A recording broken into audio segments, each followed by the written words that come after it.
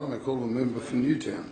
Thank you, Mr Speaker. I rise on behalf of the Greens to make a brief contribution on the Courts and Other Justice Portfolio Legislation Amendment Bill 2015. As has been outlined already in this place, this bill makes a number of updates to legislation relating to the operation of courts in New South Wales and other related within the justice portfolio. The Greens generally support this bill and the changes it makes to clarify and streamline the operation of the law. This kind of legislation, as was just said by the other member in this place, is the kind of thing that is a very important and practical part of the work of government to make sure that legislation appropriately guides policy and practice and can be applied by the courts in ways that are consistent to facilitate access to justice. I would like to flag 2 points rather than going through in detail on the bill before us, and that is one to alert, as the Attorney-General is already aware, that we are considering one amendment in the other place to this bill in relation to the powers of PIC and ICAC. What we're specifically looking into is in relation to considering an amendment to this bill in relation to the power of PIC and ICAC officers to issue court attendance notices.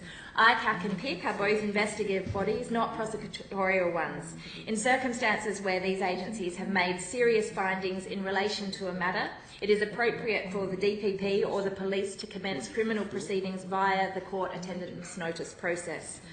I would also like to note one concern with the amendment reducing the reporting requirements of the Child Death Review Team.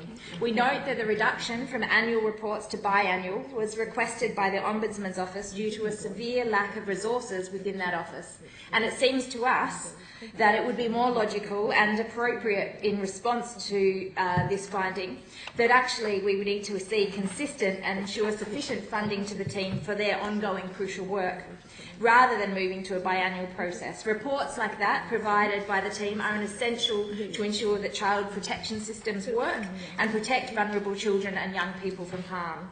We do not agree with the Attorney-General's contribution in her second reading speech that said that less frequent reporting will enhance the identification of real trends over the longer term, though we do strongly agree and support with the need for long-term analysis of trends in the area and the need for evidence-based policy.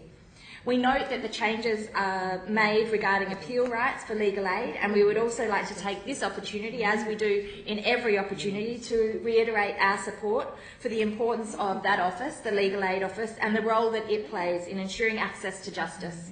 Legal aid cuts continue to affect many people in our communities, and we urge the government to consider improving funding to this vital service at every opportunity.